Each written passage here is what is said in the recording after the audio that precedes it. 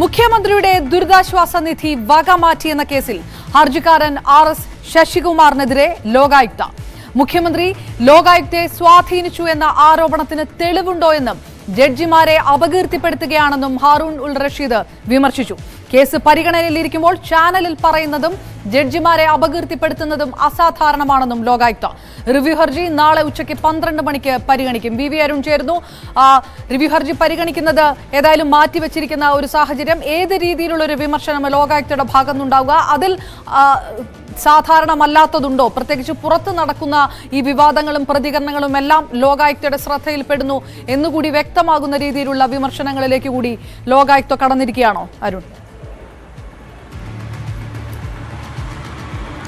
അപർണ, മുഖ്യമന്ത്രിക്കും മന്ത്രിമാർക്കുമെതിരെയുള്ള ദുരിതാശ്വാസ നിധി വകമാറ്റൽ കേസിൽ വിധി വന്ന ശേഷം ലോകായുക്തയ്ക്കെതിരെ പൊതുസമൂഹത്തിൽ വലിയ വിമർശനമാണ് ഉയർന്നു വന്നത്. പ്രതിപക്ഷ നേതാക്കൾ, അതുപോലെ തന്നെ ഈ ഹർജിക്കാരൻ അഭിഭാഷകൻ തുടങ്ങിയ എല്ലാ മേഖലകളിലും വലിയ വിമർശനം ലോകായുക്തക്കെതിരെ ശക്തമായ വിമർശനം ഉയർന്നിരുന്നു. ലോകായുക്തയുടെ വിശ്വാസത്തെ പോലും ചോദ്യം ചെയ്യുന്ന തരത്തിലുള്ള വിമർശനങ്ങളാണ് ഉയർന്നു വന്നത്. അതിലെ അതൃപ്തി, അസംതൃപ്തി പരസ്യമാക്കുകയായിരുന്നു ഈ റിവ്യൂ ഹർജി പരിഗണിക്കുമ്പോൾ ലോകായുക്ത ചെയ്തത്. ഇത്തരത്തിൽ മുഖ്യമന്ത്രിയെ ഞങ്ങൾ സ്വാധീനിച്ചു എന്നാണ് ഹർജിക്കാരനായ RS ശശികുമാർ പറയുന്നത്. അത് സ്വാധീനിച്ചത് അദ്ദേഹത്തിൻ്റെ സാന്നിധ്യത്തിലാണോ, അതിൽ അദ്ദേഹത്തിന് തെളിവുണ്ടോ? ഉണ്ടെങ്കിൽ അദ്ദേഹം നേരിട്ട് ഹാജരായതിന് അദ്ദേഹത്തിന് ചോദിക്കാനാണ് ഞങ്ങൾ ഇരുന്നത് എന്ന് പറഞ്ഞുകൊണ്ടാണ് ഉപലോകായുക്ത ഹാറൂൺ ഉൽ റഷീദ് വിമർശനം തുടങ്ങിയത്. ജഡ്ജിമാരെ അപകീർത്തിപ്പെടുത്തുന്നു, ഞങ്ങളിൽ വിശ്വാസമില്ലെന്ന് പറയുന്നു. അങ്ങനെ ഞങ്ങളിൽ വിശ്വാസമില്ലെങ്കിൽ എന്തിന് ഈ ബെഞ്ചിൽ തന്നെ ഈ കേസുമായി വന്നുവെന്ന് ഉപലോകായുക്ത ചോദിച്ചു. ഈ ഇത്തരത്തിൽ മുഖ്യമന്ത്രി ഉൾപ്പെടെ സ്വാധീനം ചെയ്യുന്ന തെളിവുകളുണ്ടോ എന്നും അദ്ദേഹം ആവർത്തിച്ച് ഇന്ന് കോടതിയിൽ ചോദിച്ചു. കേസ് പരിഗണനയിരിക്കുമ്പോൾ ചാനലിൽ പറയുന്നതും ജഡ്ജിമാരെ അപകീർത്തിപ്പെടുന്നതും അസാധാരണമെന്ന് പറഞ്ഞുകൊണ്ടാണ് ലോകായുക്ത ഈ കേസിൽ അദ്ദേഹത്തിൻ്റെ പരാമർശങ്ങൾ ആരംഭിച്ചത്. വഴിയിൽ പേപ്പറിനെ കണ്ടാൽ വഴിമാറിപ്പോവുകയാണ് പതിവല്ലാതെ അതിന് വായിൽ കോലിട്ട് ഇളക്കുകയല്ല. അതുകൊണ്ടാണ് ഇതുവരെ ഇത്തരം കാര്യങ്ങളിൽ കൂടി വിമർശനങ്ങൾ പറയാതിരുന്നത്, അല്ലെങ്കിൽ പ്രതികരിക്കാതിരുന്നതെന്നും ലോകായുക്ത വ്യക്തമാക്കി.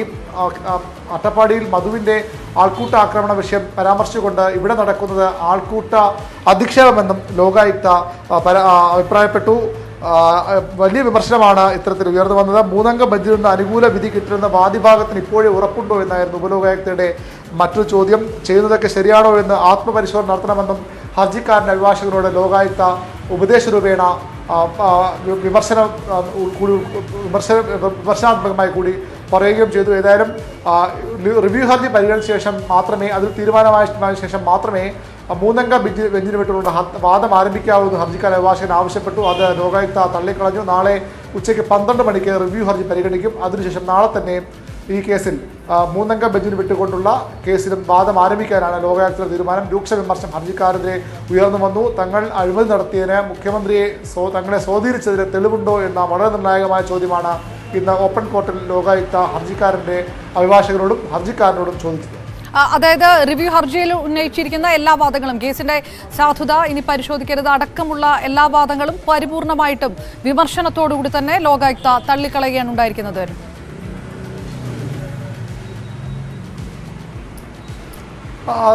തീർച്ചയായും വിമർശനങ്ങളിലുള്ള ഒരു അതൃപ്തി തന്നെയാണ് തുറന്നു പറഞ്ഞത്. തങ്ങളുടെ ഭാഗത്ത് തെറ്റ് ഉണ്ടായിട്ടുണ്ടെങ്കിൽ തെളിവ് ഹാജരാക്കാൻ ലോകായുക്ത ആവശ്യപ്പെടുക കൂടിയായിരുന്നു പരോക്ഷമായി.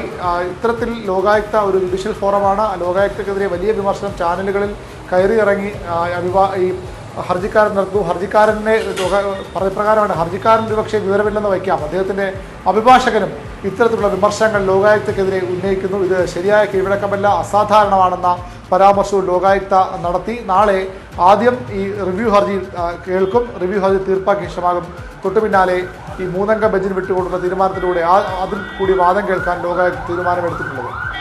അരുൺ, ഇതിനകത്ത് സ്വാഭാവികമായിട്ടും ഇനി ഉയരാൻ പോകുന്ന രാഷ്ട്രീയ പ്രതികരണങ്ങൾ അത് ലോകായുക്തയുടെ ഒരു രാഷ്ട്രീയ സ്വഭാവത്തെ പോലും വിമർശിച്ചുകൊണ്ടുള്ളതാകാനുള്ള എല്ലാ സാധ്യതയും, പ്രത്യേകിച്ച് പ്രതിപക്ഷത്തിന്റെ ഭാഗത്തുനിന്ന് സമാന രീതിയിലുള്ള, കഴിഞ്ഞ തവണ ഏത് രീതിയിൽ ഉയർന്നോ അതിനേക്കാളും രൂക്ഷമായിട്ടുള്ള രീതിയിലുള്ള പ്രതികരണങ്ങൾ ഉയരാനുള്ള ഒരു സാധ്യത, രാഷ്ട്രീയപരമായി ലോകായുക്ത നടത്തിയ ഈ വിമർശനത്തെ മറു രീതിയിൽ കാണാനുള്ള ഒരു സാധ്യത, അതിൽ എത്രത്തോളമാണ് വ്യാഖ്യാനിക്കേണ്ടത് ഇപ്പോൾ?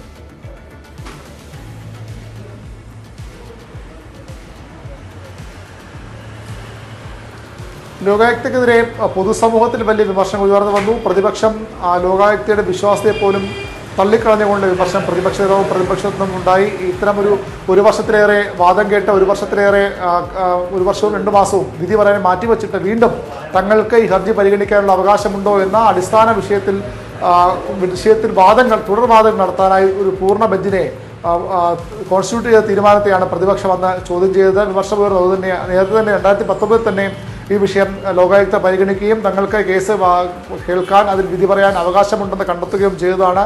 വീണ്ടും എന്തിന് ഇപ്പോൾ ഈ ഘട്ടത്തിൽ അത്തരമൊരു തീരുമാനത്തിലേക്ക് കടന്നു എന്ന വിമർശനമാണ് പ്രധാനമായും ഉയർന്നു വന്നത്. സ്വാഭാവികമായും ഹർജിക്കാരൻ പറയുന്നത് അതുതന്നെയാണ്, റിവ്യൂ ഹർജിയുടെ പറയുന്നത് 2019 കേട്ട കാര്യം തന്നെയാണത്, തീർപ്പാക്കിയ വിഷയമാണ്. അവിടെ വീണ്ടും ഈ ഒരു ഇത്രയും കാലതാമസത്തിന് ശേഷവും സമാനമായ ഒരു വിധി പറയുന്നത് ശരിയല്ല. അതുകൊണ്ട് റിവ്യൂ ഹർജി അംഗീകരിക്കണമെന്നാണ് ഹർജിക്കാരൻ്റെ ആവശ്യം. അതിൽ നാളെ ഉച്ചയ്ക്ക് 12 മണിക്ക് വാദം കേൾക്കാനാണ് ഇപ്പോൾ ലോകായുക്ത തീരുമാനമെടുത്തിരിക്കുന്നത്. കൂടുതൽ പ്രതികരണങ്ങൾ വന്നിട്ടുണ്ടോ പ്രതിപക്ഷത്തിന്റെ ഭാഗത്തു നിന്ന്? അരുൺ, മുഖ്യമന്ത്രിക്കെതിരായിട്ടുള്ള വിമർശനത്തിലും അതൃപ്തി പ്രകടമാക്കിയിരിക്കുന്ന ലോകായുക്ത, അത് നേരത്തെ പറഞ്ഞതുപോലത്തെ ഒരു രാഷ്ട്രീയ പ്രസ്താവനകൾ കൂടുതൽ വരാനുള്ള ഒരു സാധ്യത, ഏതെങ്കിലും രീതിയിലുള്ള പ്രതികരണങ്ങൾ പ്രതിപക്ഷത്തിന്റെ ഭാഗത്തു നിന്ന് വന്നിട്ടുണ്ടോ? നിയമവൃത്തങ്ങൾ ലോകായുക്തയുടെ വിമർശനത്തെ എങ്ങനെ കാണുന്നു? പ്രതിപക്ഷത്തിന്റെ ഭാഗത്ത് നിന്ന് കൂടുതൽ പ്രതികരണങ്ങൾ ഈ വിഷയത്തിൽ ഇതുവരെയും വന്നിട്ടില്ല. സ്വാഭാവികമായും വരും മണിക്കൂറിൽ പരാമർശങ്ങളും അല്ലെങ്കിൽ അവരുടെ പ്രതികരണങ്ങളും പുറത്തു വന്നേക്കാം. മറ്റു പ്രധാനപ്പെട്ട കാര്യമുള്ളത് ഈ വിധിക്ക് ശേഷമാണ്. അതായത് വിധിക്ക് ശേഷവും അതിനുശേഷം ഈ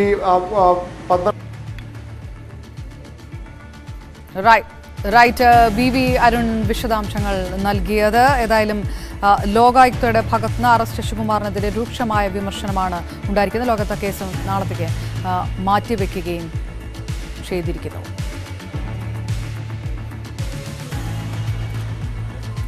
അയോഗ്യതാ വിധിക്ക് ശേഷം രാഹുൽ ഗാന്ധി വയനാട്ടിൽ എത്തുകയാണ്.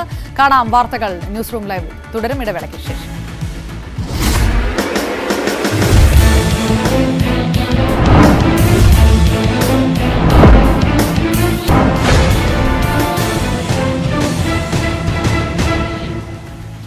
ന്യൂസ് റൂം ലൈവ് തുടർന്നു. MP സ്ഥാനത്ത് നിന്ന് അയോഗ്യനാക്കപ്പെട്ട വിധിക്ക് ശേഷം ആദ്യമായി മണ്ഡലത്തിലെ വോട്ടർമാരെ കാണാൻ രാഹുൽ ഗാന്ധി വയനാട്ടിൽ എത്തുന്നു. ഇത്തവണ പൊതുസമ്മേളനത്തിലും റോഡ് ഷോയിലും 10,000-കണക്കിന് പ്രവർത്തകർ പങ്കെടുക്കുമെന്നാണ് കോൺഗ്രസ് നേതൃത്വം വ്യക്തമാക്കുന്നത്. ACC ജനറൽ സെക്രട്ടറി കൂടിയായ പ്രിയങ്ക ഗാന്ധിയും രാഹുൽ ഗാന്ധിക്കൊപ്പം റോഡ് ഷോയിലും പൊതുസമ്മേളനത്തിലും പങ്കെടുക്കും. CV അനുമോദ് വിവരങ്ങളുമായി ചേരുന്നു. അയോഗ്യനാക്കപ്പെട്ട വിധി അവകാശ ലംഘനങ്ങൾക്കെതിരായിട്ടുള്ള പോരാട്ടമായി കോൺഗ്രസ് തന്നെ കാണുന്ന സമയത്ത് സ്വാഭാവികമായിട്ടും വലിയ രീതിയിലുള്ള ഒരു ജനപിന്തുണ രാഹുൽ ഗാന്ധിയുടെ സന്ദർശനത്തിന് ഉണ്ടാകുമെന്നതിൽ തർക്കമില്ല. ഏത് രീതിയിലാണ് സംസ്ഥാന കോൺഗ്രസ് നേതൃത്വം ഈ വരവിനെ കാണുന്നത്?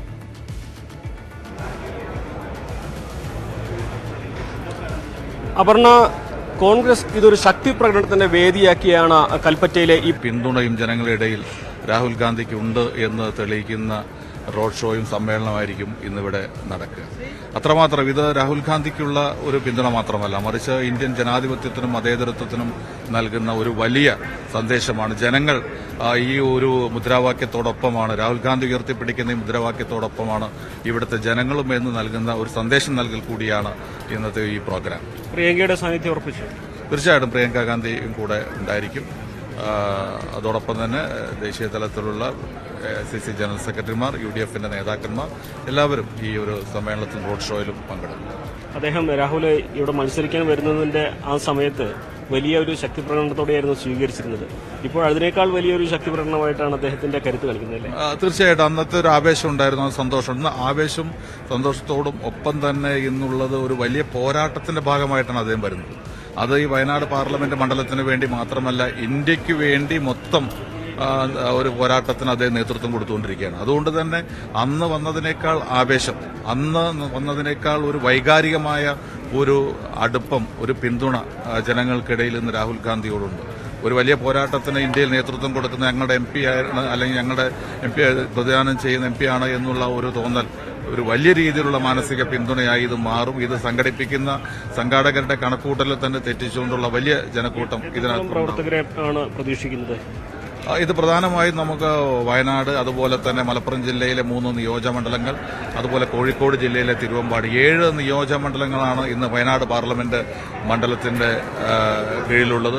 പ്രധാനമായും ഇവിടെ നിന്നുള്ള പ്രവർത്തകരാണ് എത്തിച്ചേരുന്നത്. അതോടൊപ്പം തന്നെ ഞാൻ പറഞ്ഞല്ലോ, ഇതിനകത്ത് എല്ലാ ഭാഗത്തും ഈ ഒരു പോരാട്ടം എന്ന് പറയുന്നത് വലിയ രീതിയിലുള്ള ഒരു മൂവ്മെന്റാണ് ഇന്ത്യയിൽ തന്നെ എന്നുള്ളത് തിരിച്ചറിഞ്ഞുകൊണ്ട് നാനാഭാഗത്തു നിന്നും മതേതര ജനാധിപത്യ വിശ്വാസികളൊക്കെ തന്നെ രാഷ്ട്രീയത്തിന് അതീതമായി ഈ ഒരു സമ്മേളനത്തിലും രാഹുൽ ഗാന്ധിക്ക് ഐക്യദാർഢ്യം പ്രഖ്യാപിക്കുന്നതിനോട് എത്തിച്ചേരും എന്നാണ് ഞങ്ങൾ പ്രതീക്ഷിക്കുന്നത്. 3 മണിക്ക് അദ്ദേഹം ഇവിടെ ഇറങ്ങും.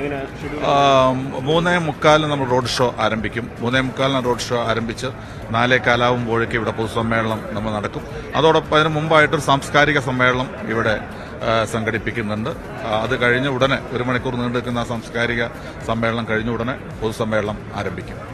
എന്താണെങ്കിലും കോൺഗ്രസ് ഈ ഒരു സമ്മേളനത്തിലൂടെ നൽകാൻ ഉദ്ദേശിക്കുന്നത് വലിയ ഒരു സന്ദേശം കൂടിയാണ്. രാഹുൽ ഗാന്ധിയുടെ കൂടെ ഈ ഒരു മണ്ഡലം ഒന്നാകെ ഉണ്ട് എന്നതിനപ്പുറം രാജ്യം മുഴുവൻ കാക്കുന്ന അല്ലെങ്കിൽ രാജ്യത്തിന് മുഴുവൻ ഒരു വലിയ സന്ദേശം നൽകാനാണ് കോൺഗ്രസ് ഇതിലൂടെ ശ്രമിക്കുന്നത്. നമ്മൾ ഓരോ തവണ രാഹുൽ ഗാന്ധി വയനാട് എത്തുമ്പോഴും ആവേശത്തോടെ പ്രവർത്തകരെ സ്വീകരിക്കുന്നതെല്ലാം നമ്മൾ കാണുന്നതാണ്. പക്ഷേ ഇക്കുറി ഈ ആവേശത്തിനപ്പുറം അതൊരു വൈകാരിക തലം കൂടി ഈ ഒരു സമ്മേളനത്തിനുണ്ട്. അതുകൊണ്ട് തന്നെ വരും മണിക്കൂറുകളിൽ കൂടുതൽ കോൺഗ്രസ് പ്രവർത്തകർ ഇവിടേക്ക് ഒഴുകിയെത്തുമെന്ന് നമുക്ക് പ്രതീക്ഷിക്കാം. 3:45 രാഹുൽ ഗാന്ധിയുടെയും പ്രിയങ്ക ഗാന്ധിയുടെയും റോഡ് ഷോ ഇവിടെ ആരംഭിക്കും. 4:15 അദ്ദേഹം എനിക്ക് പിന്നിൽ കാണുന്ന ഈ വലിയ ഈ വേദിയിൽ എത്തും. ആ സമയത്ത് തന്നെ നമുക്ക് കാണാം സദസ്സിൽ 2000-ലധികം പേർക്കുള്ള കസേരകളൊക്കെ തന്നെ ഇവിടെ ഒരുങ്ങിക്കഴിഞ്ഞിട്ടുണ്ട്. ഇവിടെ എല്ലാം തന്നെ പ്രവർത്തകരെ കൊണ്ട് നിറയും.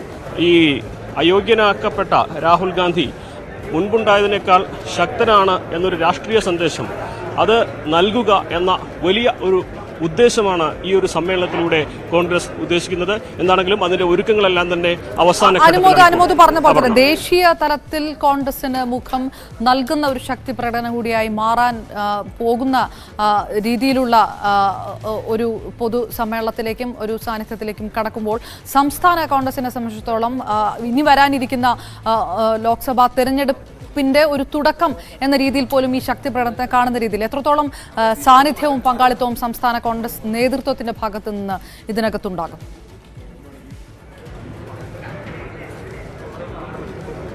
സംസ്ഥാന കോൺഗ്രസ് നേതൃത്വത്തിലെ എല്ലാ പ്രമുഖരും ഇതിനോടകം തന്നെ ഇവിടേക്ക് എത്തിക്കഴിഞ്ഞിട്ടുണ്ട്. അല്പസമയമാണ് രമേശ് ചെന്നിത്തല ഇവിടെ സന്ദർശിച്ച് മടങ്ങിപ്പോയത്. കെ സുധാകരനും വി ഡി സതീശനും അടങ്ങുന്ന പ്രമുഖ നേതാക്കളെല്ലാം തന്നെ ഇന്ന് കൽപ്പറ്റയിൽ ഉണ്ടാകും, ഈ സമ്മേളനത്തിൽ ഉണ്ടാകുമെന്നാണ് അറിയാൻ സാധിക്കുന്നത്.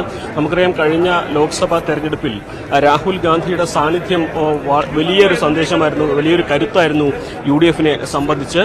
ആ ഒരു രാഹുലിന്റെ സാന്നിധ്യം ഇപ്പോൾ മറ്റൊരു തലത്തിൽ ദേശവ്യാപകമായിട്ട് അല്ലെങ്കിൽ ഒരു സന്ദേശത്തിന് വേണ്ടി കോൺഗ്രസ് വീണ്ടും ഉയർത്തിക്കൊണ്ടുവരികയാണ്. ഒരു MP സ്ഥാനം കൊണ്ട് MP സ്ഥാനമല്ല, അതിനേക്കാൾ MP സ്ഥാനം അയോഗ്യനാക്കപ്പെട്ടാലും അതിനേക്കാൾ കരുത്തനാണ് രാഹുൽ ഗാന്ധി എന്നൊരു വലിയ സന്ദേശം അത് ഈ ഒരു സമ്മേളനത്തിലൂടെ നൽകുവാനാണ് കോൺഗ്രസ് ഇവിടെ ഉദ്ദേശിക്കുന്നത്. മറിച്ച് സംസ്ഥാന രാഷ്ട്രീയത്തിലേക്ക് വരികയാണെങ്കിൽ തന്നെ രാഹുൽ ഗാന്ധിയുടെ സാന്നിധ്യം സംസ്ഥാന രാഷ്ട്രീയത്തിലും കോൺഗ്രസിനും UDF-നും വലിയ ഒരു ഊർജ്ജം കഴിഞ്ഞ തെരഞ്ഞെടുപ്പിൽ നൽകിയിരുന്നു. സ്വാഭാവികമായിട്ടും അദ്ദേഹത്തിന്റെ പിന്തുണ കൊടുക്കുക ധാർമ്മികമായിട്ടൊരു ബാധ്യത മാത്രമല്ല, അത് കടമയായിട്ടാണ് UDF ഒന്നടങ്കം കാണുന്നത്. നമുക്കറിയാം മുസ്ലിം ലീഗൊക്കെ കോൺഗ്രസിനേക്കാൾ ഒരുപക്ഷെ ആവേശത്തോടെയാണ് രാഹുലിനെ പ്രതിരോധിക്കാനും രാഹുലിന് പിന്തുണ നൽകുവാനും ഒക്കെ രംഗത്തെത്തിയിരുന്നത്. ആ ഒരു ഘട്ടത്തിൽ രാഹുലിനൊപ്പം അണിനിരക്കുക എന്നത് കോൺഗ്രസിന്റെ മാത്രമല്ല UDF-ന്റെ ഒന്നാകെയുള്ള ഒരു കടമയും കടമയാണെന്ന് തിരിച്ചറിഞ്ഞാണ് ഈ ഒരു സമ്മേളനത്തിലേക്ക് പ്രമുഖ നേതാക്കൾ എല്ലാവരും തന്നെ എത്തിച്ചേരുന്നത്. എന്നാണെങ്കിലും വലിയ UDF-ന്റെ കോൺഗ്രസിന് മാത്രമല്ല UDF-ന്റെ പ്രമുഖ നേതാക്കളെല്ലാം ഈ ഒരു വേദിയിൽ രാഹുലിനൊപ്പം അണിനിരക്കുമെന്നത് വലിയൊരു സന്ദേശം തന്നെയായിരിക്കും UDF-ന്റെ ഭാഗത്തും ജനങ്ങൾക്ക് നൽകുന്നതായിട്ടുണ്ടാവുക. എന്നാണെങ്കിലും ഒരുക്കങ്ങളെല്ലാം തന്നെ ഇവിടെ പൂർത്തിയായി കഴിഞ്ഞിരിക്കുന്നു. വരും മണിക്കൂറുകളിൽ കോൺഗ്രസിന്റെ പ്രവർത്തകരുടെ വലിയ ഒരു ജനസാഗരം തന്നെ. അനുമോദ് 3 മണിക്കോടുകൂടി രാഹുൽ ഗാന്ധി വയനാട്ടിലെത്തുന്നു. കോൺഗ്രസ് തന്നെ ശക്തി പ്രകടനമാക്കി മാറ്റാനുള്ള ഒരുക്കത്തിലാണ് സന്ദർശനത്തെ അനുമോദ് വിവരങ്ങൾ നൽകിയത്. അഴിമതിക്കാർക്കെതിരെ നടപടി സ്വീകരിക്കാൻ രാജസ്ഥാൻ മുഖ്യമന്ത്രി അശോക് ഗെഹ്ലോട്ട് തയ്യാറാകണമെന്നാവശ്യപ്പെട്ട് സച്ചിൻ പൈലറ്റിന്റെ ഉപവാസ സമരം തുടങ്ങി. ഹൈക്കമാൻഡ് മുന്നറിയിപ്പ് അവഗണിച്ചാണ് സച്ചിൻ ഉപവാസവുമായി മുന്നോട്ടു പോകുന്നത്. ഉപവാസ സമരം പാർട്ടി വിരുദ്ധമാണെന്ന് ACC നേതൃത്വം വ്യക്തമാക്കിയിരുന്നു. അഴിമതി ആരോപണങ്ങളിൽ മുൻ മുഖ്യമന്ത്രിയും BJP നേതാവുമായ വസുന്ധര രാജയ്ക്കെതിരെ നടപടിയെടുക്കാൻ അശോക് ഗെഹ്ലോട്ട് തയ്യാറാകുന്നില്ല എന്നാണ് സച്ചിന്റെ ആരോപണം. അതിനിടെ രാജസ്ഥാൻ സർക്കാരിനെ പുകഴ്ത്തി ACC നേതൃത്വം രംഗത്ത് വന്നു. രാജസ്ഥാൻ സർക്കാർ നീതിയുടെ പാതയിലാണെന്ന് കോൺഗ്രസ് ഔദ്യോഗിക അക്കൗണ്ടിൽ ട്വീറ്റും ചെയ്തു. ഈസ്റ്റർ ദിനത്തിലെ BJP നേതാക്കളുടെ അരമന സന്ദർശനത്തിൽ രാഷ്ട്രീയ വിവാദങ്ങൾ അവസാനിക്കുന്നില്ല. ആരോപണ പ്രത്യാരോപണങ്ങളുമായി CPM BJP നേതാക്കൾ കൂടുതൽ രംഗത്ത് വരികയാണ്. ലോകത്ത് ക്രൈസ്തവരെ ഏറ്റവും അധികം പീഡിപ്പിച്ചത് കമ്മ്യൂണിസ്റ്റുകളാണെന്ന് കേന്ദ്രമന്ത്രി വി മുരളീധരൻ പറഞ്ഞു. ക്രൈസ്തവ സ്നേഹത്തിന്റെ വ്യാജ കുപ്പായം അണിഞ്ഞവരാണ് കമ്മ്യൂണിസ്റ്റ് നേതാക്കൾ. വിചാരധാരയുമായി ക്രൈസ്തവരെ ബോധവൽക്കരിക്കാൻ ഇറങ്ങുന്നവർ പാർട്ടി ഓഫീസുകളിൽ നിന്ന് ലെനിന്റെയും ജോസഫ് സ്റ്റാലിന്റെയും ചിത്രങ്ങൾ നീക്കുകയാണ് ആദ്യം വേണ്ടതെന്നും മുരളീധരൻ പ്രതികരിച്ചു. ലോകമെമ്പാടും ക്രൈസ്തവ വിശ്വാസികളെ കൂട്ടത്തോടെ കൊന്നൊടുക്കിയത് കമ്മ്യൂണിസ്റ്റ് ഭരണകൂടങ്ങളാണ്. റഷ്യയിൽ ഓർത്തഡോക്സ് പുരോഹിതന്മാരെ അടക്കം ലക്ഷക്കണക്കിന് ആൾക്കാരെയാണ് കൊന്നൊടുക്കിയത്. ചൈനയിൽ ബിഷപ്പുമാരെ വാഴിക്കുന്നത് കമ്മ്യൂണിസ്റ്റ് പാർട്ടിയാണ്. അവിടെ കന്യാമറിയത്തിൻ്റെയും യേശുക്രിസ്തുവിൻ്റെയും സ്വരൂപങ്ങൾക്ക് പകരം ചൈനീസ് പ്രസിഡന്റിൻ്റെ പടം വെക്കണം എന്ന് പറഞ്ഞത് കമ്മ്യൂണിസ്റ്റ് പാർട്ടിയാണ്. അതുകൊണ്ട് കമ്മ്യൂണിസ്റ്റ് പാർട്ടിയാണ് ആദ്യം പശ്ചാത്തപിക്കേണ്ടത്. പിണറായി വിജയനാണ് പശ്ചാത്തപിക്കേണ്ടത്. മാത്രമല്ല, പിണറായി വിജയൻ ഇത്ര വലിയ സ്നേഹം ഇപ്പോൾ പ്രകടിപ്പിക്കുന്നത് അത് അദ്ദേഹം പണ്ട് നികൃഷ്ടജീവി എന്ന് വിളിച്ചതിൻ്റെ പശ്ചാത്താപമാണോ അതോ പാലാ ബിഷപ്പിനെതിരായിട്ട് എടുത്ത കേസിന്റെ പേരിലുള്ള പശ്ചാത്താപമാണോ എന്നാണ് അദ്ദേഹം പറയുന്നത്. അതേസമയം BJPയുടെ അരമന സന്ദർശനം ഇരട്ടത്താപ്പാണെന്ന് മന്ത്രി മുഹമ്മദ് റിയാസ് പറഞ്ഞു. ഇക്കഴിഞ്ഞ ജനുവരിയിൽ പോലും ഓർഗനൈസറിൽ ക്രൈസ്തവർക്കെതിരെ ലേഖനം പ്രസിദ്ധീകരിച്ചുവെന്നും റിയാസ് പറഞ്ഞു.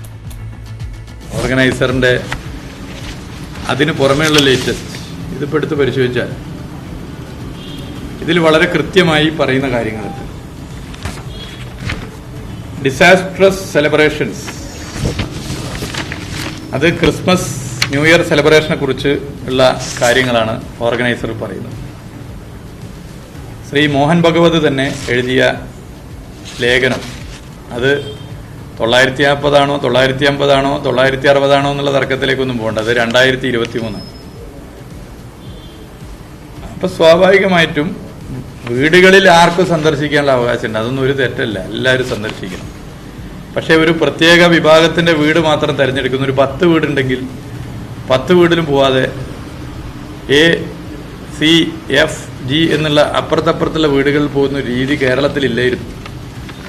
അങ്ങനെ ഒരു രീതി കൊണ്ടുവരുന്നത് ശരിയാണോ? വീടുകളിൽ ആർക്കും എങ്ങനെയും തിരഞ്ഞെടുത്ത് പോവാം, അതൊക്കെ ഓരോരുത്തർ തീരുമാനിക്കേണ്ട കാര്യം. പക്ഷേ പൊതുവെ ഇതുകൊണ്ട് രാഷ്ട്രീയമായി BJP ഉദ്ദേശിക്കുന്ന ഗുണമുണ്ടോ ഇല്ലയോ എന്ന് പറയാനുള്ള അവകാശം കേരളത്തിലെ ജനങ്ങൾക്കുണ്ട്. റിയാസ് അവസരം മുതലെടുക്കുകയാണെന്നും മുസ്ലിം ജനവിഭാഗങ്ങളിൽ ആശങ്ക ജനിപ്പിക്കാനാണ് ശ്രമമെന്നും BJP സംസ്ഥാന പ്രസിഡന്റ് K. സുരേന്ദ്രൻ ആരോപിച്ചു. ഞങ്ങൾക്ക് വ്യക്തമായിട്ടറിയാം മുഹമ്മദ് റിയാസ് ഏതൊരു പോളറൈസേഷന് വേണ്ടിയാണോ ശ്രമിക്കുന്നത്. ലീഗുകാരെ മനസ്സിലാക്കിയാൽ മതി. ഞങ്ങളെ സംബന്ധിച്ചിടത്തോളം മുസ്ലിം വിഭാഗത്തിലും സമ്പർക്കം നടത്തി അവരുടെ വിശ്വാസം ആർജിക്കാൻ ആവശ്യമായിട്ടുള്ള നടപടികളാണ് ഞങ്ങൾ പോകുന്നത്. മുഹമ്മദ് റിയാസും CPM-ഉം ഈ അവസരം മുതലെടുത്ത് മുസ്ലിം ജനസാമാന്യത്തിലേക്ക് അവരുടെ ഇടയിൽ ഭയാശങ്ക വളർത്തി ഒരു പോളറൈസേഷൻ ശ്രമിക്കുകയാണ്. ഇത് അരിയാഹാരം കഴിക്കുന്നവർക്കെല്ലാം മനസ്സിലാവും. ഞങ്ങളത് കൃത്യമായിട്ട് നേരത്തെ തന്നെ മനസ്സിലാക്കുന്നുണ്ട്. ഉമേഷ് ബാലകൃഷ്ണൻ വിവരങ്ങളുമായി ചേർന്നു. ഉമേഷ്, വെറും രാഷ്ട്രീയ വിവാദത്തിനപ്പുറത്തേക്ക് കൂടുതൽ സ്റ്റാറ്റിസ്റ്റിക്സുകൾ എടുത്തുകൊണ്ട് പരസ്പരം ആക്രമിക്കുക, ആ ഒരു മെത്തേഡിലേക്ക് കടന്നു കഴിഞ്ഞിരിക്കുന്നു BJP ആണെങ്കിലും. CPM നേരത്തെ തന്നെ 2 ദിവസമായി തുടരുന്നത് ആ രീതിയിൽ തന്നെയാണ്. വിട്ടുകൊടുക്കേണ്ട ഈ രാഷ്ട്രീയ വിവാദം എന്നുള്ളൊരു തീരുമാനത്തിലേക്ക് മുന്നണികൾ കടക്കുന്നു എന്ന് തന്നെ വ്യക്തമാകുന്നു. ഇന്നലെ മുഖ്യമന്ത്രിയുടെ വിമർശനത്തോടുകൂടിയാണ് BJP നേതാക്കളും പരസ്യ വിമർശനങ്ങളിലേക്ക് കടന്നത്. ഇന്നലെ മുഖ്യമന്ത്രി ഇത്തരത്തിൽ നരേന്ദ്രമോദിയുടെ പള്ളി സന്ദർശനം പ്രായശ്ചിത്തമാണെങ്കിൽ അത് നല്ലത് എന്നുള്ള പരിഹാസമാണ് നടത്തിയത്. കൂടാതെ അവരുടെ തനിനിറം എന്തെന്ന് എല്ലാ ന്യൂനവിഭാഗങ്ങൾക്കും അറിയാം. ഈസ്റ്റർ ദിനത്തിൽ പ്രധാനമന്ത്രി പള്ളി സന്ദർശിച്ചത് കൊണ്ട് മാത്രം അതിന് മാറ്റം വരുമോ എന്നായിരുന്നു മുഖ്യമന്ത്രിയുടെ ചോദ്യം. ഇതിന് പിന്നാലെ ഇന്നലെ രാത്രി തന്നെ K. സുരേന്ദ്രൻ വാർത്താക്കുറിപ്പ് ഇറക്കിയിരുന്നു. അതിനുശേഷമാണ് ഇന്ന് വി മുരളീധരന്റെ പ്രതികരണം. വിചാരധാരയുമായി ക്രൈസ്തവരെ ബോധവൽക്കരിക്കാൻ ഇറങ്ങുന്ന കമ്മ്യൂണിസ്റ്റുകാർ ആദ്യം സ്വന്തം പാർട്ടി ഓഫീസുകളിൽ നിന്ന് ലെനിന്റെയും സ്റ്റാലിന്റെയും ചിത്രങ്ങൾ നീക്കുകയാണ് വേണ്ടതെന്നായിരുന്നു വി മുരളീധരന്റെ പരാമർശം. കാരണം ലോകത്ത് ക്രിസ്ത്യൻ സഹോദരങ്ങളെ ഏറ്റവും അധികം പീഡിപ്പിച്ചവർ ഈ കമ്മ്യൂണിസ്റ്റ് ഭരണാധികാരികളാണ്. കൂടാതെ ലോകത്തെ ആദ്യ കമ്മ്യൂണിസ്റ്റ് ഭരണകൂടം കൊന്നുതള്ളിയത് 50 ലക്ഷം ക്രിസ്ത്യാനികളെയാണെന്നും 921 മുതൽ 50 കാലഘട്ടം വരെ സോവിയറ്റ് യൂണിയനിൽ നടന്നത് സമാനതകളില്ലാത്ത ക്രിസ്ത്യൻ കൂട്ടക്കൊലയാണെന്നും വി മുരളീധരൻ വിമർശിച്ചു. അതിനുശേഷം BJP സംസ്ഥാന പ്രസിഡന്റ് K. സുരേന്ദ്രൻ ഒരു പടി കൂടി കടന്നായിരുന്നു വിമർശനം. നിലവിലെ CPM-ന്റെ ശ്രമം അത് മുസ്ലിം വിഭാഗങ്ങൾക്കിടയിൽ ആശങ്ക സൃഷ്ടിച്ച് ഒരു വോട്ട് ബാങ്ക് സൃഷ്ടിക്കുക എന്നുള്ള ലക്ഷ്യത്തിന്റെ ഭാഗമാണ്. ഇത് കൂടാതെ നിലവിൽ മുഹമ്മദ് റിയാസ് ഇപ്പോൾ നടത്തുന്ന വിമർശനങ്ങൾ എന്തുകൊണ്ടാണെന്ന് തനിക്കറിയാം. മുഹമ്മദ് റിയാസ് PFI ഉൾപ്പെടെയുള്ള മത തീവ്രവാദ സംഘടനകളുമായി ചങ്ങാത്തം പുലർത്തുന്ന ആളാണെന്നും മന്ത്രിയാക്കിയത് തന്നെ മുസ്ലിം തീവ്രവാദ സംഘടനകളുടെ പിന്തുണ ഉറപ്പിക്കാൻ വേണ്ടിയാണെന്നുമുള്ള വിമർശനമായിരുന്നു കെ സുരേന്ദ്രൻ നടത്തിയത്. എന്തായാലും മുഹമ്മദ് റിയാസ് ഇത് സംബന്ധിച്ച വിമർശനങ്ങൾക്ക് മറുപടി, കെ സുരേന്ദ്രന്റെ വിമർശനങ്ങൾക്ക് മറുപടി പറഞ്ഞില്ല എങ്കിലും അത് അദ്ദേഹം അറിയുന്നതിന് മുൻപായിരുന്നു അദ്ദേഹത്തിന്റെ പ്രതികരണം. അദ്ദേഹത്തിന്റെ പ്രതികരണത്തിൽ പ്രധാനമായി 2023 അതായത് വിചാരധാരയുടെ കാലഘട്ടത്തിന് എടുത്തു നടക്കേണ്ടതില്ല, ഈ 2023 ജനുവരിയിൽ തന്നെ ഓർഗനൈസറിൽ വന്ന ലേഖനം അത് ക്രൈസ്തവ സമൂഹത്തിനെതിരായിരുന്നു. നക്ഷത്രം തൂക്കാൻ പറ്റില്ല എന്ന് ആഹ്വാനം ചെയ്തവർ നമുക്ക് ചുറ്റുമില്ലേ? ഇപ്പോഴത്തെ BJPയുടെ സന്ദർശനം അത് ഇരട്ടത്താപ്പാണെന്നും മുഹമ്മദ് റിയാസും വിമർശിച്ചു. ഇന്നലെയും നേതാക്കളെല്ലാം വിമർശനവുമായി രംഗത്തെത്തിയിരുന്നു. എന്തായാലും നിലവിൽ BJP നേതാക്കളും വിമർശനവുമായി രംഗത്തെത്തിയ സാഹചര്യത്തിൽ തുടർ പ്രതികരണങ്ങൾ, രാഷ്ട്രീയ വിവാദങ്ങൾ അത് തുടരുമെന്ന് തന്നെയാണ് ലഭിക്കുന്ന സൂചന. റൈറ്റ്, ഉമേഷ് ബാലകൃഷ്ണൻ വിവരങ്ങൾ നൽകിയത്. ജോസ് കെ മാണിയുടെ മകനെ കേസിൽ നിന്ന് രക്ഷിക്കാൻ ശ്രമിച്ചു, ഇല്ല എന്ന് പോലീസ്. കാണാം ന്യൂസ് ലൈവ് ഇടവേളയ്ക്ക് ശേഷം.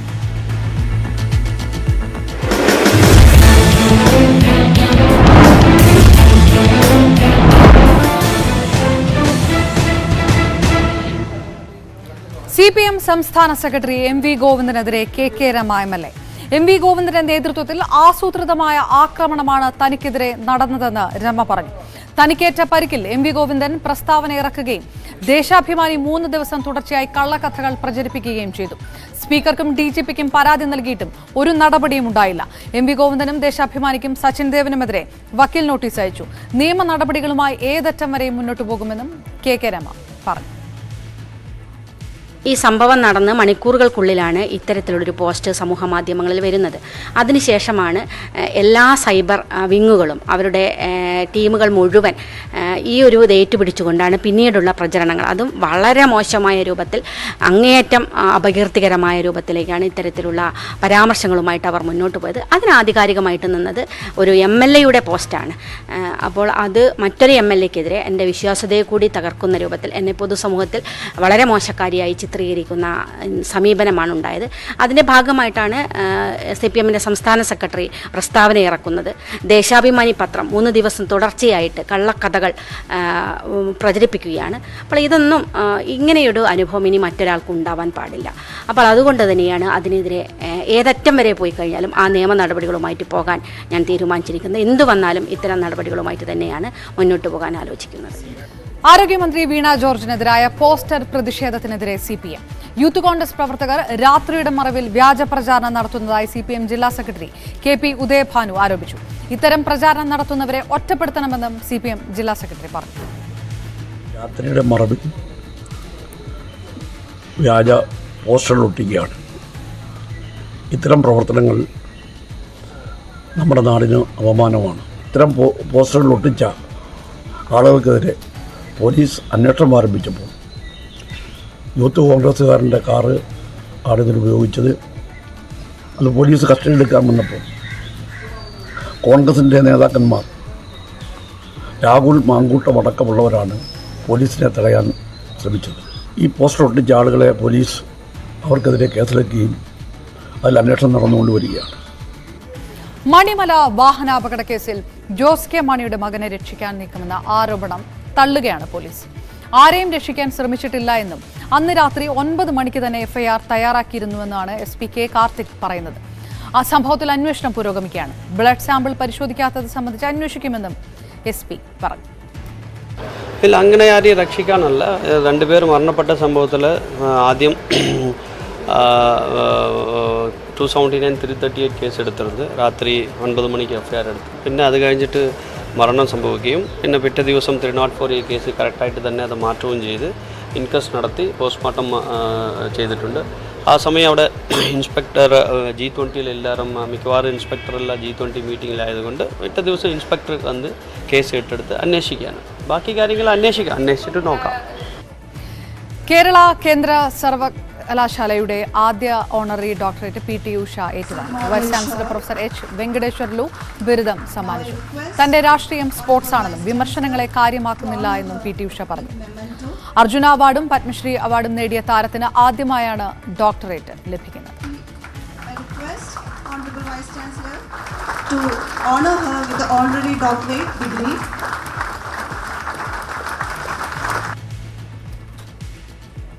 എൻ്റെ എല്ലാ അച്ചീവ്മെൻറ്റ്സും അവർക്ക് മാതൃകയാണ്. ഞാൻ സാധാരണ ഒരു കുടുംബത്തിൽ വന്ന് എല്ലാ കഷ്ടപ്പാടുകളും ബുദ്ധിമുട്ടുകളും സഹിച്ച് എല്ലാ ഹഡിൽസുകളും മറികടന്ന് വരുന്ന ഒരാളാണ്.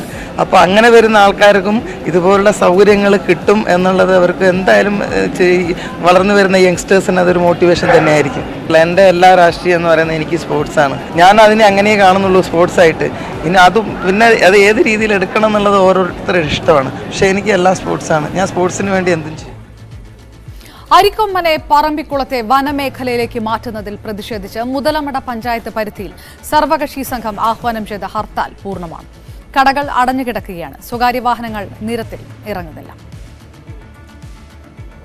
വിദഗ്ധർ പറഞ്ഞിരിക്കുകയാണ് പറമ്പിക്കുളത്ത് ആൾതാമസമില്ല എന്നുള്ളത്. ഞങ്ങൾ ആ വിദഗ്ധരോട് പറയാനുള്ളത് ആൾതാമസമില്ലാത്തത് പറമ്പിക്കുളത്തെ ഊരുകളിലല്ല, മറിച്ച് നിങ്ങളുടെ തലയിലാണ്. കാരണം ഇത്രയധികം ഒരു വാർഡിൽ 2000-ലധികം ആളുകൾ വസിക്കുന്ന ആ പറമ്പിക്കുളത്ത് ആൾതാമസമില്ല എന്ന് പറയുന്ന വിദഗ്ധർ ഇവർ എവിടുത്തെ വിദഗ്ധരാണ്? ഇവരെന്ത് ജനങ്ങളുടെ ക്ഷേമമാണ് ഇവർ അന്വേഷിക്കുന്നത്? ഈ ആനയെ കൊണ്ടുവരണ്ട എന്ന് എല്ലാവരും ഒരുമിച്ചുകൊണ്ട് ഈ മുതലമട പഞ്ചായത്ത് ഒരുമിച്ചുകൊണ്ട് നിൽക്കുകയാണ്. ജനങ്ങൾ പോലും വിട്ടു നിൽക്കാതെ എല്ലാവരും നമ്മുടെ പഞ്ചായത്തിന് വേണ്ടി സഹകരിച്ച് നിൽക്കുകയാണ്. ആദിവാസികളെല്ലാം വളരെ ദുരിതത്തിലാണ്. ആകെ ഒരു ഏക ആശ്രയം പറയുന്നത് അവിടെ ഫോറസ്റ്റിലുള്ള വാച്ചറും കാടും പണി കൊണ്ടും ആ വനവിഭവങ്ങൾ ശേഖരിച്ചുമാണ്. അവരും വല്ലാത്ത അവസ്ഥ ദുരിതത്തിലാണ്. താഴത്ത് ഞങ്ങൾ മുതലമട പഞ്ചായത്തിൻ്റെ മാപ്പ് പരിശോധിച്ചാൽ അറിയാം.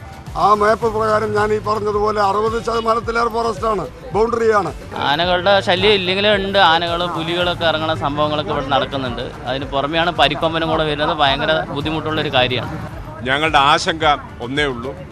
ബഹുമാനപ്പെട്ട ഫോറസ്റ്റ് മന്ത്രി ശശിധരൻ സാറ് ഇന്നലെ പറഞ്ഞത് സർക്കാർ അപ്പീൽ റിവ്യൂ കൊടുക്കില്ല എന്ന് പറയുന്നത്. അത് മുതലമടയെ സംബന്ധിച്ചിടത്തോളം സർക്കാർ അപ്പീൽ കൊടുക്കേണ്ടത് ഒരു അത്യാവശ്യമാണ്.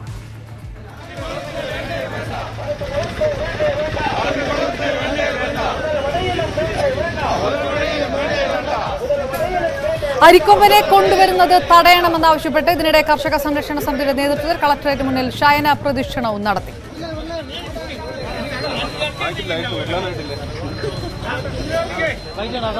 പ്രസാദ് ഉടുമ്പശ്ശേരി വിവരങ്ങളുമായി ചേർന്നു. പ്രസാദ്, ഹർത്താലും പ്രതിഷേധവും രണ്ട് വശത്തുമായി നടക്കുന്ന ഒരു സാഹചര്യം, ഏത് രീതിയിലാണ് കാര്യങ്ങൾ? അപർണ, അരിക്കൊമ്പനെ പറമ്പിക്കുളത്തേക്ക് മാറ്റാനുള്ള നീക്കത്തിൽ വലിയ പ്രതിഷേധമാണ് ഉയർന്നത്. ഇന്ന് മുതലമട സർവകക്ഷി യോഗത്തിന്റെ നേതൃത്വത്തിൽ സംഘടിപ്പിക്കുന്ന ഹർത്താൽ പൂർണ്ണമായിരുന്നു. മുതലമട പഞ്ചായത്തിൽ സ്വകാര്യ വാഹനങ്ങൾ ഉൾപ്പെടെ നിരത്തിലിറങ്ങുന്ന സാഹചര്യം ഉണ്ടായിട്ടില്ല. അന്തർ സംസ്ഥാന പാതയിൽ മാത്രമാണ് ബസ്സുകൾ സർവീസ് നടത്തുന്നത്. മറ്റ് പ്രാദേശിക റൂട്ടുകളെല്ലാം തന്നെ നിർത്തിവെച്ചിരിക്കുന്നു. കടകളും തുറന്നിട്ടില്ല. മെഡിക്കൽ സ്റ്റോറുകൾ മാത്രമാണ് അവിടെ തുറന്നു പ്രവർത്തിക്കുന്നത്. അതോടൊപ്പം തന്നെ ഈ സർവകക്ഷി യോഗം ആവശ്യപ്പെടുന്നത് സംസ്ഥാന സർക്കാർ ഇക്കാര്യത്തിൽ ഹൈക്കോടതിയിൽ റിവ്യൂ ഹർജി നൽകണമെന്നൊരു ആവശ്യം അവർ മുന്നോട്ട് വെക്കുന്നുണ്ട്. ഇതിൽ വിദഗ്ധ സമിതി ഹൈക്കോടതിയിൽ സമർപ്പിച്ചിട്ടുള്ള റിപ്പോർട്ടിൽ പറമ്പിക്കുളത്തെ ജനവാസ മേഖലയെക്കുറിച്ചും അതോടൊപ്പം തന്നെ അവിടുത്തെ ഈ കാട്ടാന ശല്യത്തെ തുടർന്നും ഉള്ള വസ്തുതാപരമായ കാര്യങ്ങളൊന്നും തന്നെ ഉൾപ്പെടുത്തിയിട്ടില്ല എന്നും അത് പരിശോധിച്ചിട്ടില്ല എന്നും ഇവർ പറയുന്നുണ്ട്. ഇക്കാര്യങ്ങൾ ചൂണ്ടിക്കാട്ടി ഹൈക്കോടതിയെ അവിടുത്തെ സാഹചര്യങ്ങൾ ബോധ്യപ്പെടുത്തണം എന്നുള്ളതാണ് പഞ്ചായത്ത് ആവശ്യപ്പെടുന്നത്. പഞ്ചായത്തും വരും ദിവസം ഹൈക്കോടതിയെ സമീപിക്കാൻ ഒരുങ്ങുകയാണ്. അതോടൊപ്പം ജനകീയ പ്രക്ഷോഭവും ശക്തമാകും. വരും ദിവസങ്ങളിൽ കൂടുതൽ ശക്തമായ സമരങ്ങൾ നടത്തുമെന്നും ഇവർ പറയുന്നുണ്ട്. ഇന്ന് കലക്ടറേറ്റിന് മുമ്പിൽ കർഷക സംരക്ഷണ സമിതിയുടെ നേതൃത്വത്തിൽ ശയന പ്രദക്ഷിണം നടത്തിക്കൊണ്ട് പ്രതിഷേധം നടത്തി. വരും ദിവസങ്ങളിൽ കൂടുതൽ സംഘടനകൾ മുതലമട പഞ്ചായത്തിൽ മാത്രമല്ല സമീപ പഞ്ചായത്തുകളിലും സമരം തുടങ്ങാനൊരുങ്ങുകയാണ്. ഇടുക്കിയിൽ വീണ്ടും അരിക്കൊമ്പന്റെ ആക്രമണം. സൂര്യനെല്ലി ആദിവാസി കോളനിയിലെ ലീലയുടെ വീട് കാട്ടാന തകർത്തു. വീട്ടിലുണ്ടായിരുന്ന ലീലയും മകളും കുഞ്ഞും ഓടി രക്ഷപ്പെടുകയായിരുന്നു. കഴിഞ്ഞ രാത്രിയിലാണ് അരിക്കൊമ്പൻ ലീലയുടെ വീട് ആക്രമിച്ചത്. ലീലയും മകളും കൊച്ചുമകനും ഉറങ്ങിക്കിടക്കുകയായിരുന്നു. അടുക്കള ഭാഗത്തു നിന്ന് വലിയ ശബ്ദം കേട്ട് ഉണർന്ന ഇവർ വീട്ടിൽ നിന്ന് ഇറങ്ങി ഓടി. അടുക്കള തകർത്ത് അരി തിന്ന കൊമ്പൻ വീടിന്റെ മുൻവശവും ഇടിച്ചു നിരത്തി. 5-10 ദിവസമായിട്ട് ഈ ആന ഈ തൊട്ടടുത്ത സ്ഥലത്ത് തന്നെ നിൽപ്പുണ്ടായിരുന്നു. ഞങ്ങളെല്ലാ വാച്ചർമാരോടെല്ലാം ഞങ്ങൾ പറയുമായിരുന്നു, പിന്നെ ആനയുണ്ട് ഞങ്ങളൊന്ന് അറിയിക്കണം, സന്ധ്യയാകുമ്പോൾ അറിയിക്കാൻ ചേച്ചിയെന്ന് പറയും. അതുപോലെ തന്നെ ആന കാണുമ്പോൾ ഞാൻ രാവിലെ വിളിച്ചു പറയും. എന്താ അവരൊന്നും ഇന്നില്ല. ഇന്നലെ അങ്ങാണ്ട് ഒരു ഉച്ചയോട് കൂടി 10-11 കൂടി വന്ന് ചെറിയ രീതിയിൽ ഒന്ന് പടക്കം പൊട്ടിച്ചു ആന പോയെന്ന് ഞങ്ങളോട് വിളിച്ചു പറഞ്ഞു. രാത്രി 12-1 മണിയോടുകൂടി ഇവിടെ വന്ന് ഇതെല്ലാം നശിപ്പിച്ചു. മൈക്കൂരി വെച്ച് പിടികൂടി കാടുമാറ്റുന്നതിനുള്ള ഉത്തരവിറങ്ങിയതിനു ശേഷം 18 വീടുകൾ ആന തകർത്തു. ഹൈക്കോടതി ഉത്തരവിറങ്ങിയെങ്കിലും റേഡിയോ കോളർ എത്താത്തതിനാൽ നടപടികൾ വൈകുകയാണ്. റേഡിയോ കോളർ എത്തിയതിനു ശേഷം വിവിധ വകുപ്പുകളെ ഏകോപിപ്പിച്ചുകൊണ്ടുള്ള യോഗവും മോക്ഡ്രില്ലുമടക്കം നടത്താനാണ് വനംവകുപ്പിന്റെ തീരുമാനം. ന്യൂസ് 18 ഇടുക്കി. അരിക്കൊമ്പനും കുങ്കിയാനകളും വാർത്തകളിൽ നിറഞ്ഞതോടെ ആനക്കാഴ്ചകൾ തേടി ചിന്നക്കനാലിൽ സഞ്ചാരികളുടെ തിരക്കാണ്. കുങ്കിയാന താവളത്തിന് സമീപം എപ്പോഴും സഞ്ചാരികൾ ഉണ്ടാകും. അരിക്കൊമ്പനെ കാണാൻ സഞ്ചാരികൾ പുൽമേടുകൾക്ക് സമീപം നിൽക്കുന്നത് ആശങ്കയ്ക്കും ഇടയാക്കുന്നു. സഞ്ചാരികൾക്ക് നിർദ്ദേശം നൽകാനോ നിയന്ത്രിക്കാനോ ഒരു നടപടിയും. കുങ്കിയാനകളിൽ കോന്നി സുരേന്ദ്രനാണ് താരം. കുഞ്ചുവിനും വിക്രമനും സൂര്യനും ആരാധകർ ഉണ്ട്. അനുസരണയോടെ ആനത്താവളത്തിൽ നിൽക്കുന്ന ഗജകേസരികളുടെ ചന്തം കാണാൻ നിരവധി പേരാണ് ചിന്നക്കനാലിൽ എത്തുന്നത്.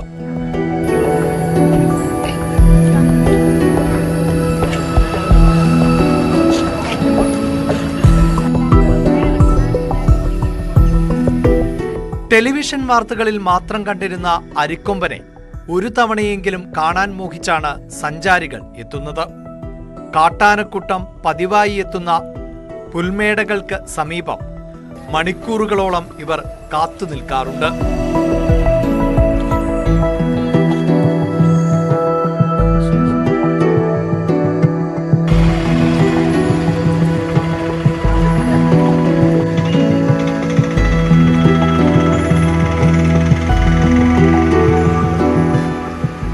ഒറ്റയാന്മാരുടെ ആക്രമണ സ്വഭാവം സഞ്ചാരികൾക്ക് പരിചിതമല്ല.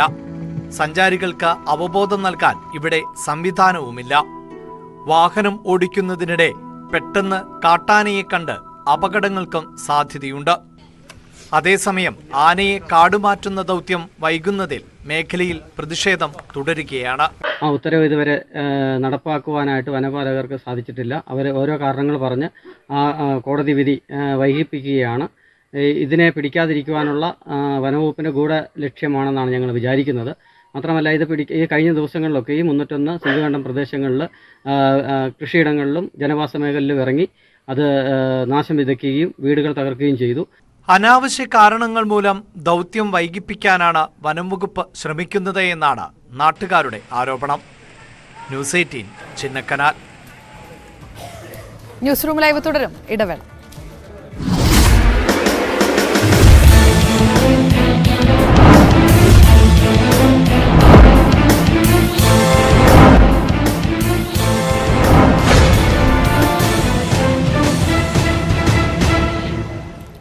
പ്രണയത്തിൽ നിന്നൊഴിയാൻ യുവാവിനെതിരെ കൊട്ടേഷൻ നൽകിയ യുവതി പിടിയിൽ. വർക്കല ചെറുന്നിയൂർ സ്വദേശിനി ലക്ഷ്മിപ്രിയയാണ് പിടിയിലായത്. തിരുവനന്തപുരം വർക്കല ഐരൂർ സ്വദേശിയായ യുവാവിനെ തട്ടിക്കൊണ്ടുപോയി എറണാകുളത്ത് വെച്ച് നഗ്നനാക്കി മർദ്ദിക്കുകയും ദൃശ്യങ്ങൾ പകർത്തുകയും ചെയ്ത കേസിൽ 8 സംഘത്തിലെ 2 പേരെയാണ് ഇതുവരെ അറസ്റ്റ് ചെയ്തത്. 8ാം പ്രതിയായ എറണാകുളം സ്വദേശി അമലിനെ ഇന്നലെ അറസ്റ്റ് ചെയ്തിരുന്നു. വീട്ടിൽ നിന്ന് തട്ടിക്കൊണ്ടുപോയതാണ്. എറണാകുളത്ത് കൊണ്ടുപോയി ദേഹോദരം ചെയ്തതിലേക്കാണ് നമ്മൾ കേസ് രജിസ്റ്റർ ചെയ്തത്. അതിനകത്ത് പഴയ സുഹൃത്തായ ഒരു പെൺകുട്ടിയുണ്ട്, ലക്ഷ്മിപ്രിയ. അത് ഇന്നലെ തിരുവനന്തപുരത്ത് നിന്ന് അതിനെ അറസ്റ്റ് ചെയ്തിട്ടുണ്ടായിരുന്നു. അതിൻ്റെ സുഹൃത്തിൻ്റെ വീട്ടിൽ താമസിച്ചായിരുന്നു. അവിടെ നിന്ന് അറസ്റ്റ് ചെയ്തുകൊണ്ട് വന്നു. ഇന്നിപ്പോൾ കോടതി ഹാജരാക്കുന്നുണ്ട്. തുടരെ അന്വേഷണത്തിന് കസ്റ്റഡി വാങ്ങി ബാക്കിയുള്ള അന്വേഷണം നടത്തുന്നത്. ലക്ഷ്മിപ്രിയയുമായി മകൻ പ്രണയത്തിലായിരുന്നില്ല എന്നാണ് യുവാവിന്റെ അച്ഛൻ പറയുന്നത്. തട്ടിക്കൊണ്ടുപോകുന്നത് 10 മണിക്ക് ഇവിടെ നിന്ന് MG സ്കൂളിൽ നിന്നാണ് എൻ്റെ വീടിൻ്റെ അകത്താണ് വിളിച്ചിറക്കൊണ്ട് പോകുന്നത്. ലക്ഷ്മിപ്രിയ എന്ന് പറയുന്ന കൊച്ചാണ് വിളിച്ചിട്ട് പോകുന്നത്. ആദ്യം അതിൽ 2 പേരെ ഉള്ളായിരുന്നു. ലക്ഷ്മിപ്രിയയും വേറെ ഫ്രണ്ട്, പിന്നെ പൂവങ്കി എന്നാണ് 2 പേര് കയറുന്നത്. ഈ 2 പേര് കയറുന്ന മാത്രമേ മോൻ ഓർമ്മയുള്ളൂ. കയറിയ ഉടനെ മർദ്ദനം തുടങ്ങി. മർദ്ദനം കൊണ്ട് അയിരൂർ പോയി. അയിരൂന്ന് വണ്ടി വളച്ചു തിരിച്ച് പോലീസ് സ്റ്റേഷൻ വഴിയാണ് പോകുന്നത്. പിന്നെ അവർ 2 പ്രാവശ്യം അതിന് ചാടാൻ നോക്കി. അപ്പോഴത്തേക്കൊരു പിച്ചാത്തെടുത്ത് കഴുത്തിൽ വെച്ചു. അതിനുശേഷം ഭീഷണിപ്പെടുത്തി കറുത്ത തുണി കൊണ്ട് തലയിൽ കെട്ടി ശേഷം ഇവിടെ നിന്ന് കൊണ്ടുപോകുന്നത്. ആലപ്പുഴയിൽ വെച്ച് ഫ്രണ്ടിൽ ഇരുന്ന ഡ്രൈവർ ബാക്ക് ഫ്രണ്ടിൽ ഇരുന്ന ആൾ തിരിച്ചത് ചേഞ്ചായി ഇന്നും മർദ്ദനം തുടങ്ങി. ഇടയ്ക്കൊരു ബിവറേജ് കയറി കള്ളെടുക്കാൻ മദ്യനിര വാങ്ങാൻ. അതിൻ്റെ ഇടയ്ക്ക് മോൻ്റെ ഒരു മാല, ഒരു 4-5 ഗ്രാമിൻ്റെ മാല അവർ ഊരിയെടുത്തു. കൈ കിടന്നൊരു ഐഫോൺ എടുത്തു. പേഴ്സിൻ്റെ അകത്ത് ഒരു 5000 രൂപ ഉണ്ടായിരുന്നു. പിന്നെ മൊബൈലിൻ്റെ അകത്ത് ഒരു 500 രൂപ ഉണ്ടായിരുന്നു. അവിടുന്ന് പിന്നെ എറണാകുളത്ത് ടോള് കഴിഞ്ഞ ശേഷം പിന്നെ ഒന്നും ഓർമ്മയില്ലെന്നാണ്. പിന്നെ ഒരു പഴയൊരു വീട്ടിൻ്റെ അകത്താണ് കൊണ്ട് കയറുന്നത്. പിന്നെ എൻ്റെ അടുത്ത് പിന്നെ ഇപ്പം വിടാം, പൈസ ഓഫർ ചെയ്ത് ചോദിച്ചു കഴിഞ്ഞാൽ അക്കൗണ്ടിലോ പൈസ അറിയിച്ചു കഴിഞ്ഞാൽ നമ്മുടെ എൻ്റെ ഇല്ലെന്ന് പറഞ്ഞു. പിന്നെ കറണ്ട് അടിപ്പിച്ച് സൈക്കോ എന്ന് പറഞ്ഞാൽ കറണ്ട് അടിപ്പിച്ച് മയക്ക് കഞ്ചാവ് വലിപ്പിച്ചു. ശരീരം മൊത്തം പൊള്ളിച്ചു. വലിക്കാത്ത ഒരു കുപ്പി ബീർ കുടിപ്പിച്ചു. ചുണ്ടെല്ലാം പൊട്ടുപോയാണ്. പിന്നെ അവന് വരുന്നതും പോണവരും എല്ലാവരും പിന്നെ വ്യക്തമായ വീഡിയോസ് വെച്ചു കംപ്ലീറ്റ് പറയാനെ കണ്ടീഷൻ അത്രയ്ക്ക് ഒരു അവസ്ഥയില്ല. മോനിക്ക് റെക്കോർഡിങ് ആയിട്ടില്ല. രാത്രി ഇപ്പോഴും ഓടെയാണ് എന്നെ കുന്നലയെന്ന് പറയുന്നത്. സമനില ദൂരമായിട്ടില്ല. യുവാവിനെ തട്ടിക്കൊണ്ടുപോയി നഗ്നനാക്കി മർദ്ദിച്ച സംഭവം പ്രണയപ്പകയാണെന്നാണ് പോലീസ് വ്യക്തമാക്കുന്നത്. യുവാവിനെതിരെ യുവതി കൊട്ടേഷൻ നൽകുകയായിരുന്നു എന്നും ആ യുവതി വർക്കല ചെറുന്നൂർ സ്വദേശിനിയായ ലക്ഷ്മിപ്രിയ പോലീസ് കസ്റ്റഡിയിലാവുകയും ചെയ്തിട്ടുണ്ടെന്ന് പോലീസ് പറയുന്നു. വർക്കല അയിരൂർ സ്വദേശിയായ യുവാവിനെയാണ് തട്ടിക്കൊണ്ടുപോയത്. എറണാകുളത്തേക്ക് കൊണ്ടുപോയി അവിടെ വെച്ചിട്ടാണ് നഗ്നനാക്കി മർദ്ദിക്കുകയും ദൃശ്യങ്ങൾ പകർത്തുകയും ചെയ്ത കേസിൽ 8 സംഘമാണ് അതിൽ പ്രതികൾ. 2 പേരെ ഇതുവരെ അറസ്റ്റ് ചെയ്തിരിക്കുന്നു. ലക്ഷ്മിപ്രിയയും ഒപ്പം 8ാം പ്രതിയായ അമലിനെയുമാണ് ഇന്നലെ അറസ്റ്റ് ചെയ്തത്. അതേസമയം ലക്ഷ്മിപ്രിയയുമായി മകൻ പ്രണയത്തിലായിരുന്നില്ല എന്ന് യുവാവിന്റെ അച്ഛൻ വ്യക്തമാക്കുകയും ചെയ്തിരിക്കുന്നു. കൂടുതൽ വാർത്തകളും വിവരങ്ങളുമായി 1 മണി വാർത്ത കാണാം. ന്യൂസ് റൂം ലൈവ് പൂർണ്ണമാകുകയാണ്. നമസ്കാരം.